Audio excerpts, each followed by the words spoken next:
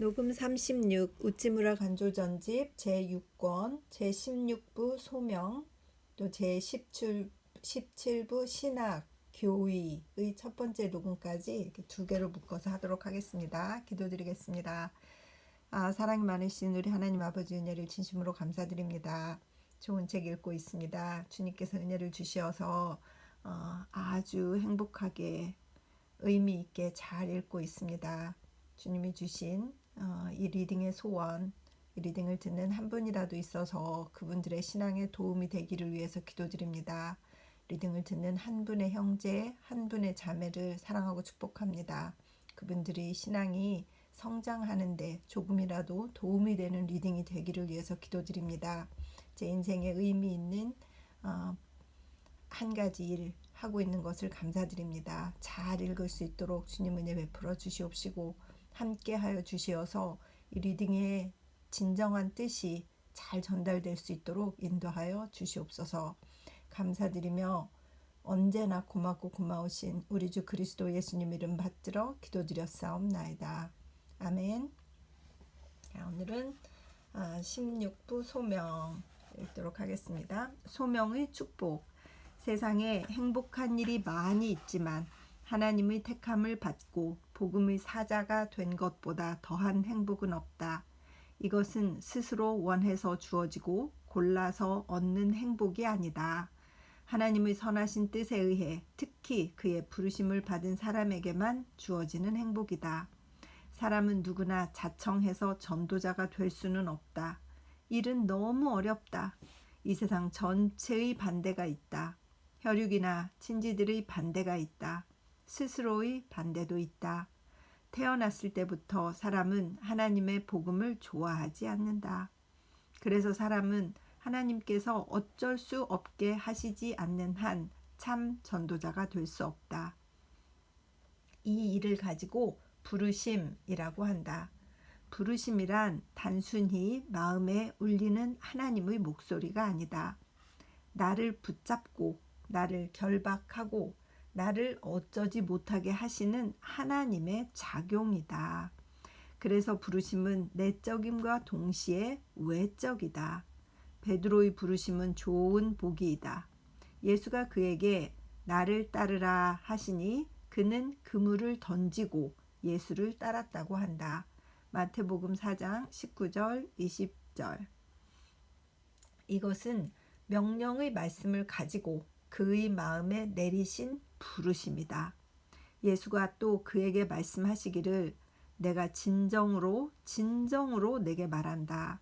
내가 젊어서는 스스로 띠를 띠고 다니고 싶은 곳을 다녔으나 늙으면 팔을 벌리겠고 남이 내게 띠를 띠워 내가 원하지 않는 곳으로 데려갈 것이다. 나를 따르라.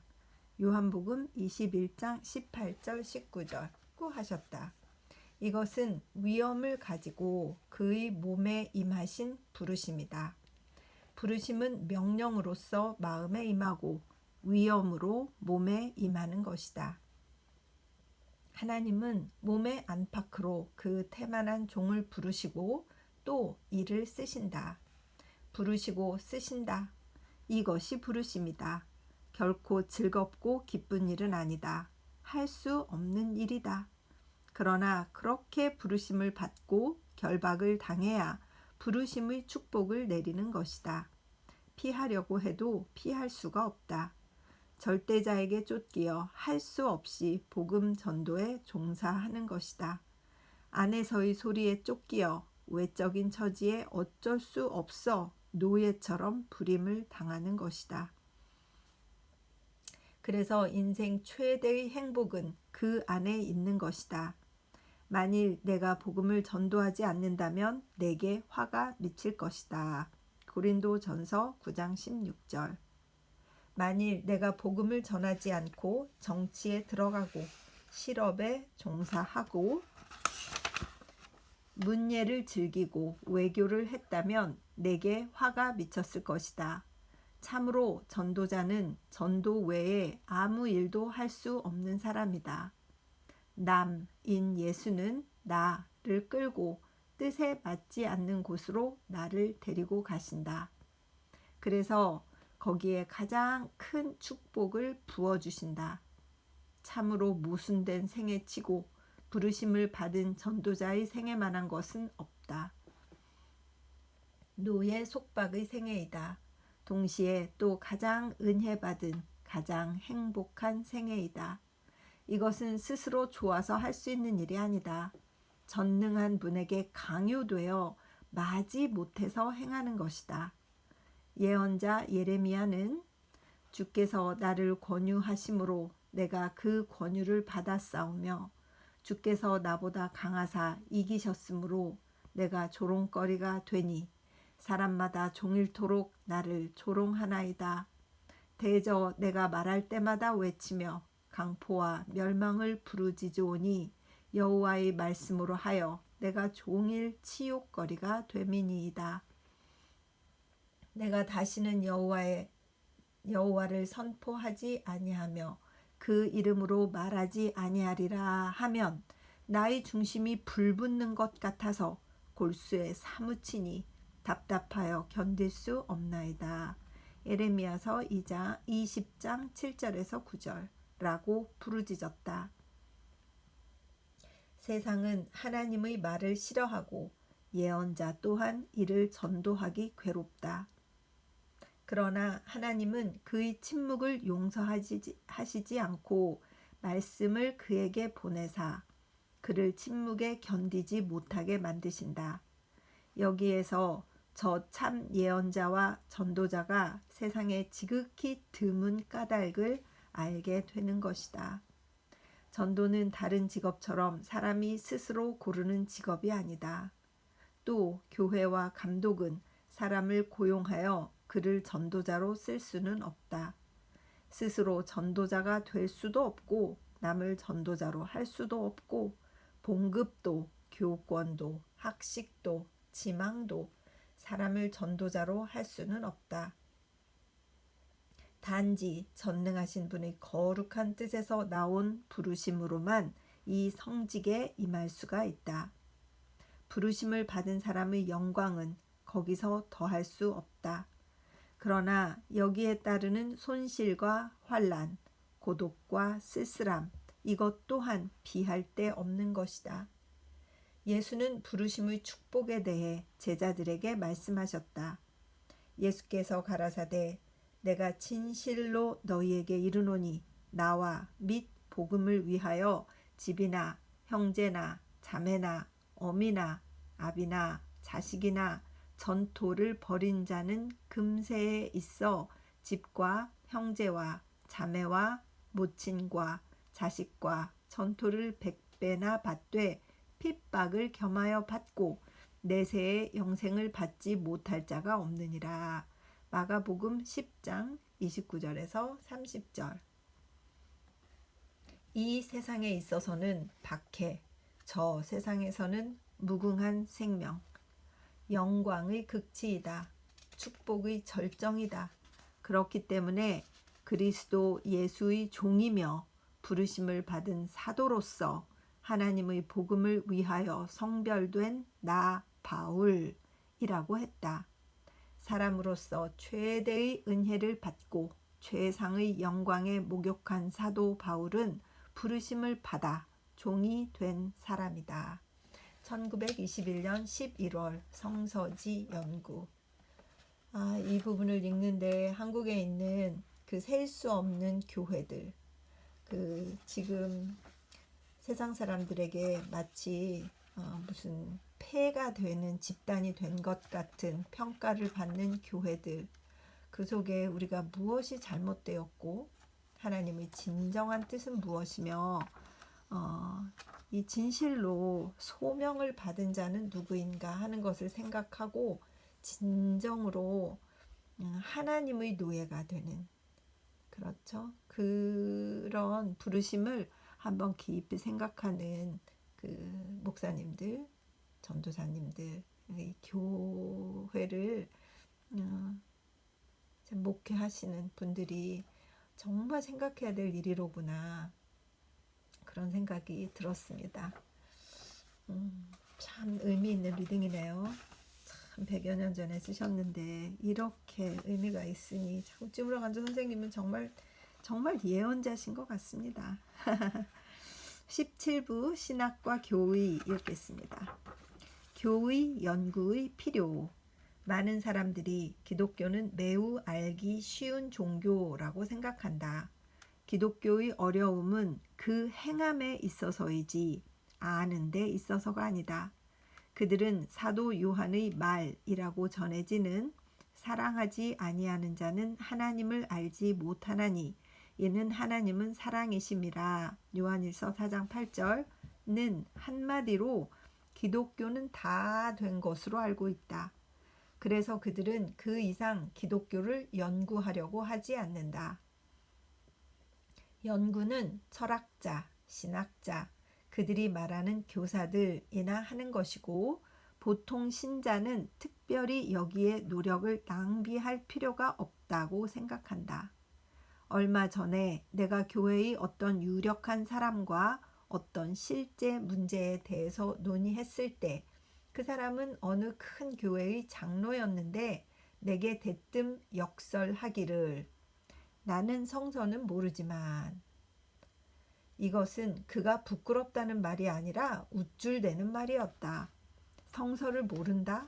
그런 것은 아무래도 좋다. 그러나 당신이 하는 일은 나쁘다는 것이었다. 참으로 놀라운 일이었다. 그리고 그런 사람을 나는 많이 만나는 것이다.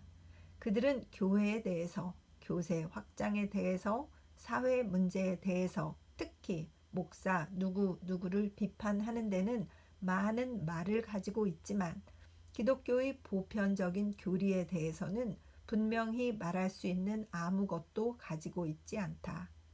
기독교에서 말하는 하나님이란 무엇을 가리켜서 말하는 것인가? 그 존재 확증은 어디에서 찾아야 하는 것인가? 성서는 왜 귀한 것인가? 어떤 의미에서 하나님의 말씀이란 말인가? 죄란 무엇인가? 죄와 그리스도의 십자가와의 관계, 그리스도는 왜 신이어야 하나? 죽음의 문제, 부활과 그리스도의 재림 등등이다. 그런 문제에 대해 신자는 그 목사들에게서 배우지 못하고 그래서 확고한 이해를 갖지 못하는 것이다. 그들은 그저 열심과 희생을 바쳐야 한다. 덮어놓고 사랑하라, 주어라, 전도하라고 시킨다. 그러나 왜 사랑해야 되는지, 무엇을 전해야 할 것인지 그 일에 대해서는 아주 백지인 것 같다. 그러나 그래서는 안 된다. 하나님은 사람에게 이성을 주시어 그 이성으로 그들을 움직이게 하신다. 그가 성령을 내리실 때에도 감정을 움직이기 전에 이성을 비추신다. 하나님은 빛이시라. 도리에 맞지 않는 일은 하지 않으신다. 물론 도리에 의해 만사를 이해할 수는 없다. 그러나 도리에 의해 많은 것을 이해할 수는 있다. 도리를 무시하고는 아무것도 이해할 수가 없다. 하늘의 계시라고 해서 결코 도리를 떠나서 내리는 것이 아니다. 우리는 도리에 의해 알 만큼 알고 그 이상은 하늘의 계시에 의해 보충돼야 하는 것이다. 도리가 없는 곳에 미신과 교회의 교권이 발동한다. 삼가야 할 일이다. 1928년 12월 성서지 연구. 바울이 없었더라면 나는 가끔 만일 사도 바울이 없었더라면 참 좋았을 것이라고 생각한다. 바울이 없었으면 좋았겠다 하고 생각한다. 왜 그럴까요? 그러면 번거로운 신학 같은 것은 없었을 것이고 따라서 교회도 없고 교파도 없고 단순한 그리스도의 교훈만 있어 기독교는 참으로 단순하고 때묻지 않은 것이었을 것이라고. 바울은 확실히 신학의 시조다. 그가 없었으면 기독교는 오늘날처럼 복잡 다단하지는 않았을 것이다. 나는 어떤 때는 진실로 바울이 없었기를 바란다. 또 있었다 하더라도 그의 서간을 신약 성서에서 빼버렸으면 싶다. 산상수훈, 방탕한 아들 이야기, 이것으로 기독교는 충분하지 않은가?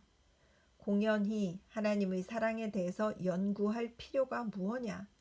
바울은 기독교를 무리하게 또는 쓸데없이 어렵게 만든 사람이 아닌가? 그는 기독교를 신학화한 사람이 아닌가?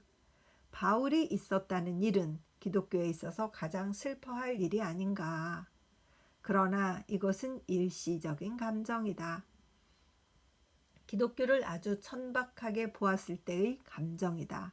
특히 내 죄, 내 구원에 대해서 깊이 느끼지 않은 때의 느낌이다. 바울은 기독교를 어렵게 한 것이 아니다. 깊게 한 것이다. 사람의 마음속 깊은 데까지 이르는 종교로 한 것이다.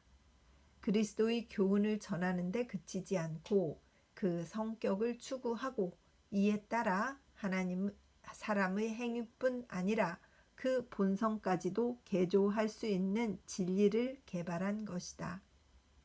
참으로 바울에 의해서 기독교는 종교가 된 것이다. 도리에 맞는 그리스도 숭배는 바울로 비롯된 것이다. 복음서가 보여주는 그리스도는 주로 랍비, 즉 교사로서의 그리스도다. 랍비여, 우리는 당신이 하나님께로부터 오신 선생인 줄 압니다. 라고 니고데모는 그리스도를 향해 말했다. 그리고 이것이 복음서 기자가 주로 전하는 그리스도다. 그리고 만일 그 정도의 분이시라면 그는 공자, 석가, 소크라테스와 같은 부류에 속하는 것이다. 크신 선생, 성현의 하나, 그중 가장 큰 사람, 그뿐이다. 그의 피, 그의 죽음, 그의 부활, 그의 승천에 우리 인류의 생면에 관한 큰 진리가 포함되어 있다는 것은 주로 바울에 의해 드러내어 밝혀진 것이다. 그리스도를 본받아 그처럼 겸손하게, 그와 같이 온유하게, 그와 같이 근면하게, 그와 같이 자비하게 되는 일이 우리들 기독교 신자의 목적임은 말할 것도 없다. 그러나 죄에 빠져가는 우리로 하여금 그리스도의 안전함에 이르게 하는 길에 대해서는 우리가 이것을 복음서가 보여주는 그리스도의 교훈 이외에서 찾지 않으면 안 된다. 복음서는 사람이 하나님께 이르는 길을 보여주고 있다. 그러나 바울은 특별히 사람이 그리스도를 통해 하나님께 이르는 길을 밝혀주었다. 바울은 분명히 사람과 하나님 사이에다 그리스도를 두었다. 그래서 사람과 하나님과의 관계를 간접으로 하고 둘의 거리를 떼어놓는 것 같지만, 그러나 하나님과 인간의 중보자를 확정하여 둘을 연결하는데 사랑의 순금으로 된 사슬을 가지고 했다. 간접이란 반드시 소원한 것이 아니다. 아니, 직접의 관계는 대개 깨지기 쉬운 관계다. 중매에 의한 부부 관계나 자애스러운 어머니의 사랑을 가지고 연결되지 않은 부자 관계가 직접적이면 오히려 위험한 관계이다. 하나님과 사람의 관계도 그와 같다. 직접적인 것이 바람직한 것 같으나 실제로 유지하는 데는 가장 곤란한 관계이다. 물론 하나님의 경우 그가 자진하여 사람과의 관계를 끊는 일은 없지만, 사람이 하나님을 오해하고 그의 정의를 분노라고 생각하고 마침내 그를 떠나는 일이 허다하다. 그리스도는 사람을 굳게 하나님께 메어 두기 위해 필요하다.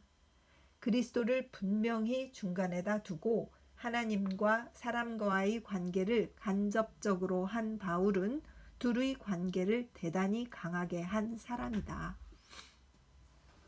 사람은 행위에 의해서 구원받는 것이 아니라 신앙에 의해 구원을 받는 것이라고 한 바울은 참 선한 행위를 경시한 것처럼 보이기도 한다.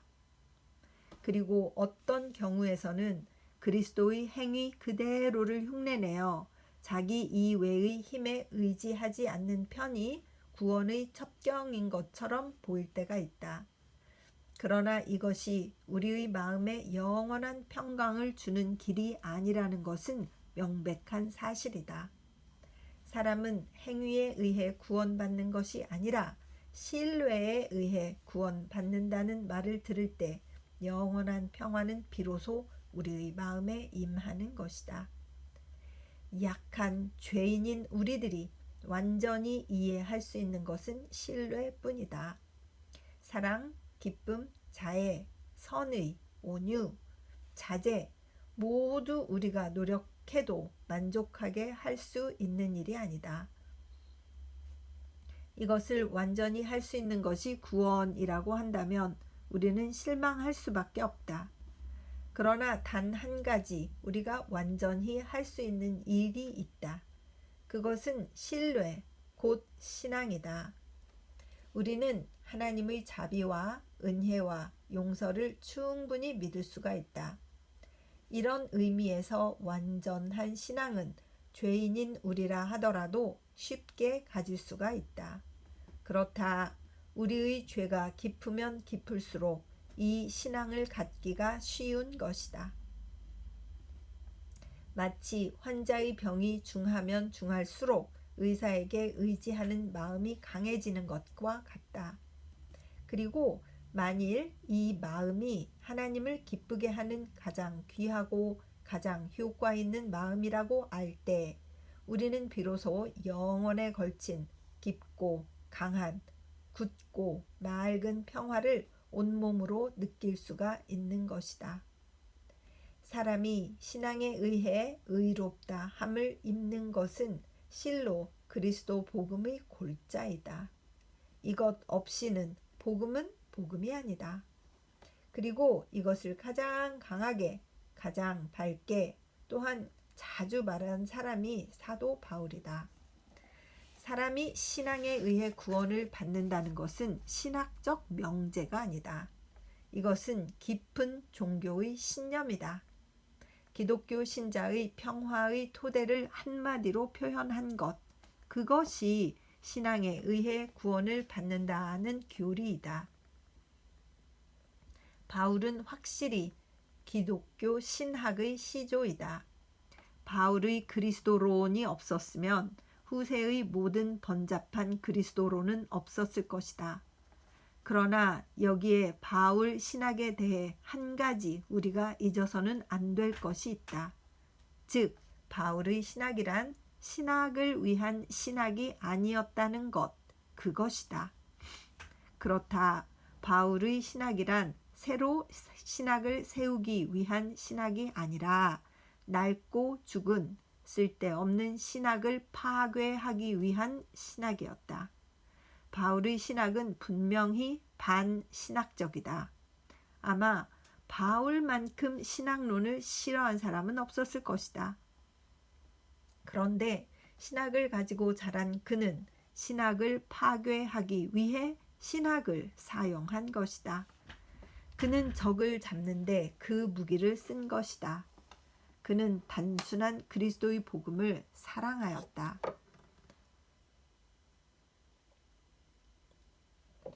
그러나 그의 적이 신학의 분규를 가지고 그를 속박하려고 했기 때문에 그는 같은 무기를 가지고 자기를 지키고 또 적을 굴복시키려고 한 것이다. 그렇기 때문에 지금도 신학의 포박을 끊는 가장 효과 있는 무기는 바울의 서간에 나타난 그의 신학론이다.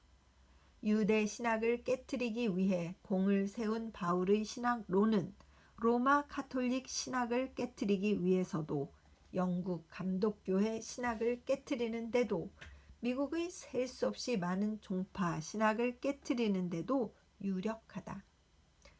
앞으로는 아무도 나를 괴롭히지 말라. 내 몸에는 예수의 낙인이 찍혀 있다. 갈라디아서 6장 17절. 이 확신에 기초한 바울의 신학은 어떠한 신학도 쓸어 버릴 수가 없다. 또 어떠한 신학도 이 확신에 기초를 둔 그의 신학을 뒤엎을 수가 없다. 바울은 확실히 신학자였다. 그러나 신학 연구를 목적으로 하는 요즘의 신학자 같은 사람은 아니었다. 그의 신학은 신학 소탕을 위한 신학이었다. 그래서 사실상 가장 유익한 신학이었다. 신학이 모두 바울의 신학처럼 되면 신자도 교회도 신학의 해를 받지 않게 되는 것이다. 바울이 없었더라면, 그렇다. 바울이 없었더라면, 바울이 없었으면 기독교는 이미 사라져 버렸을 것이다. 아직 남아 있다고 해도 알마니아의 산속 혹은 흑해 바닷가 근처의 한 조그만 종교로 남아 있었을 것이다. 바울이 없었더라면 기독교는 세계적 종교가 되지 못했을지도 모른다. 따라서 우리 극동에 사는 민족들은 생전 그것을 듣지도 보지도 못한 채 지났을지도 모른다.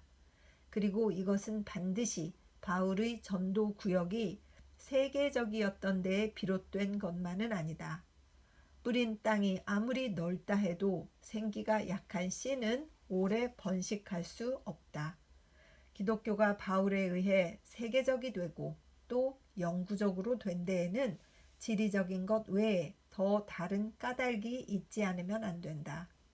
이것이 바울이 전한 교리인 것 외에 더 다른 까닭이 있지 않으면 안 된다. 이것이 바울이 전한 그리스도 때문이었던 것은 말할 것도 없다.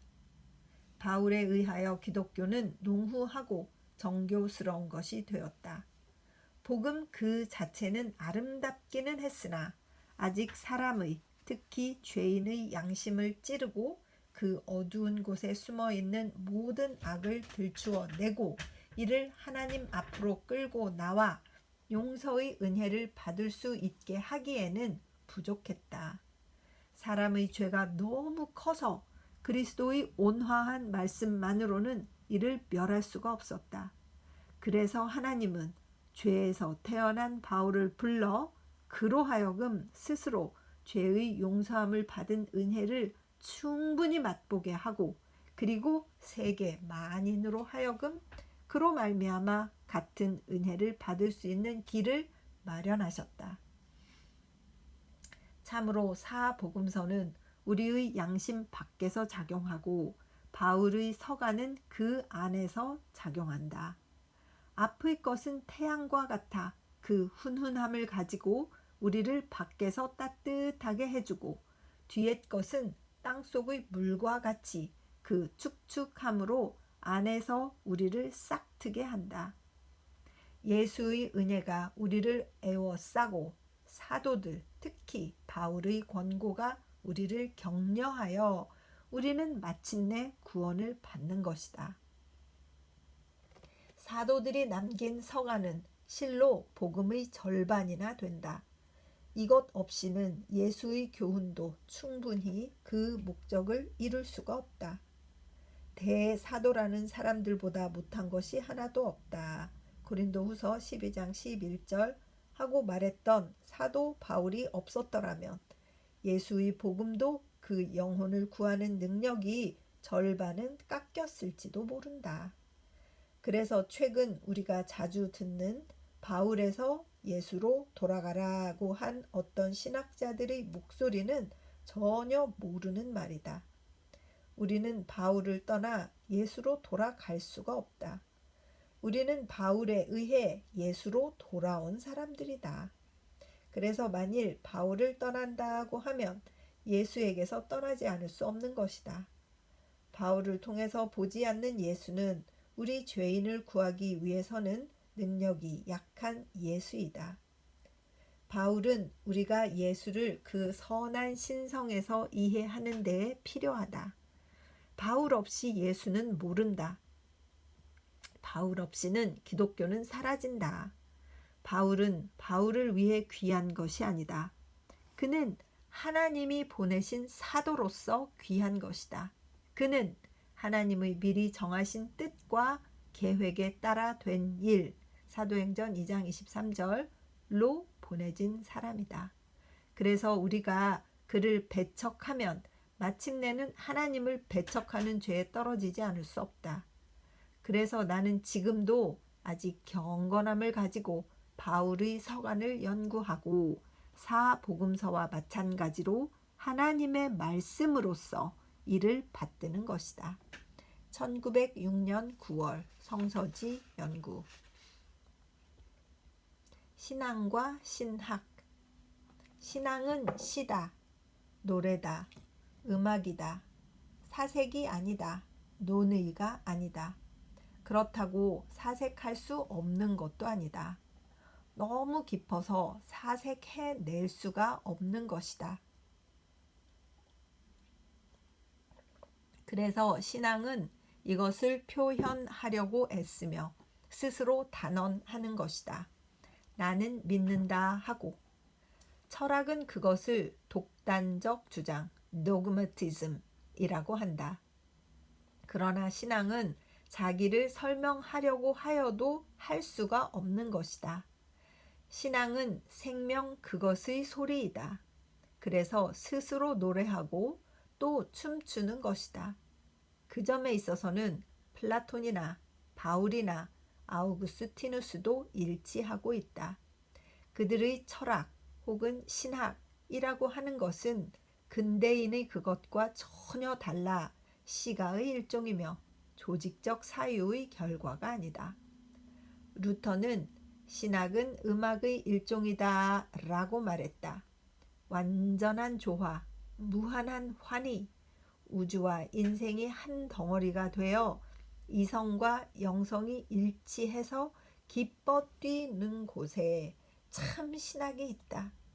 그래서 크리스천은 각자 그 지식의 정도에 따라 신학자이다. 그는 자기를 하나님의 외아들 예수 그리스도의 입장에 놓고 보기 때문에 만사를 조화 있게 보는 것이다. 만물이 그에 의해 보존되어 있다. 1919년 10월 성서지 연구. 신학의 풀이. 신학이 있다. 신학이 있다. 빵을 얻기 위한 신학이 있다. 종교를 가지고 놀기 위한 신학이 있다. 철학의 일종인 신학이 있다. 이것은 모두 우리들에게 소용없는 학문이다. 그래서 우리는 가끔 생각한다. 신학은 소용없는 학문이라고. 그러나 참 신학이란 그런 것이 아니다. 신학은 교회에 들어가기 위한 학문이 아니다. 또 사색적으로 하나님을 탐구하는 연구도 아니다. 그런 신학이 없는 것도 아니다. 그리스도 이전에 그리스 철학자들은 신학을 연구했다. 그러나 기독교의 신학은 전혀 이것과 다르다. 이것은 하나님이 택한 백성으로 하여금 자기 자신을 인류에 나타내시고 그 사실과 사람에 따르는 교훈을 추구하기 위한 학문이다. 바꾸어 말하면 하나님이 예비하신 인류 구원의 길에 대한 학문이다. 그래서 최고의 학문이다. 가장 아름다운 학문이다. 천문학에다 음악을 더한 것 같은 학문이다. 그래서 최대의 천재가 부여되지 않은 사람은 그 연구자일 수가 없는 학문이다. 1926년 8월 성서지 연구. 현대 신학에 대하여. 현대 신학은 예수의 인격 및 내적 생명을 가지고 그 연구의 주제로 삼는다. 구신학처럼 그의 수육, 부활, 승천, 재림 같은 것에 주의하지 않는다. 현대 신학은 그 근본에서 주관적이다. 자기 배꼽을 들여다보는 것이다 라고 한 카를라일의 말과 같다. 지나치게 나를 의식한다. 그래서 자유스럽지가 않다. 또 팽창하지 않는다.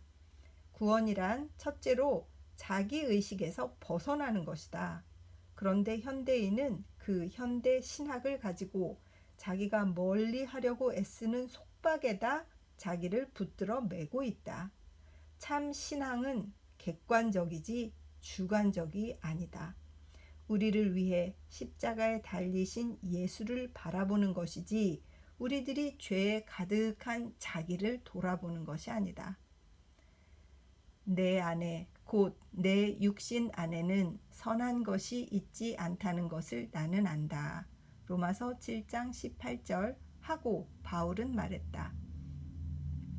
바깥 세계의 실제를 주장하는 유물론은 자기의식의 병적 탐구에 몰두하는 현대 신학자보다 월등하게 낫다.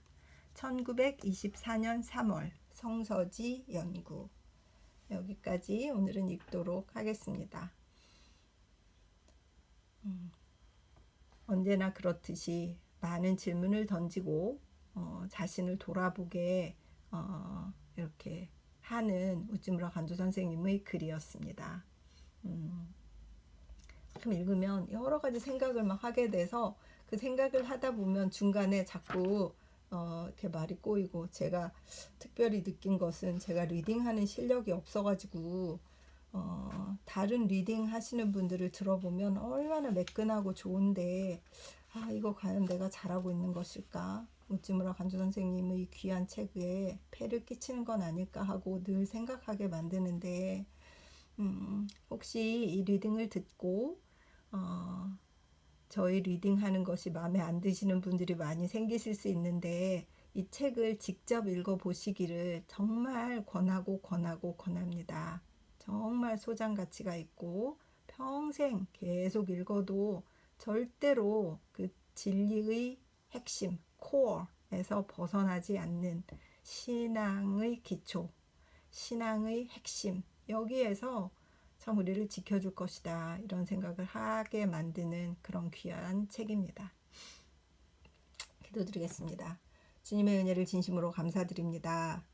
하나님께서 직접 선택하시고 간섭하시고 하나님께서 지도하셔야 그게 소명을 받은 자의 운명이다. 그래서 하나님의 노예가 되어서 사는 것, 이것이 세상이 보기에는 정말 보잘것없으나 하나님의 은혜로 인도하는 데 있어서의 행복은 말할 수 없다라고 하는 그의 자신의 고백 같은 이런 리딩을 읽으면서 우리 자신을 돌아보게 되고, 교만한 현대 신학에 대해서 일침을 가하면서 진정으로 바울이 원한 것이 무엇이며 바울이 평생을 보내면서 정말 후세들에게 남기고자 한 것이 무엇인가 하는 것을 설명하려고 하신 이 우찌무라 선생님의 노력에 진심으로 경의를 표합니다.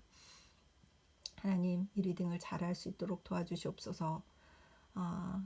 내용이 깊어지고 내용이 많아질수록 스스로 참 두려움이 생길 때가 있습니다. 주님 도와주시어서 잘 읽어낼 수 있도록 인도하여 주시옵시고, 뜻이 잘 전달될 수 있도록 인도하여 주시옵소서. 감사드리며 리딩을 듣는 모든 형제 자매들을 사랑하고 축복하며 고맙고 고마우신 우리 주 그리스도 예수님 이름 받들어 기도드렸사옵나이다. 아멘. 사랑하고 축복합니다.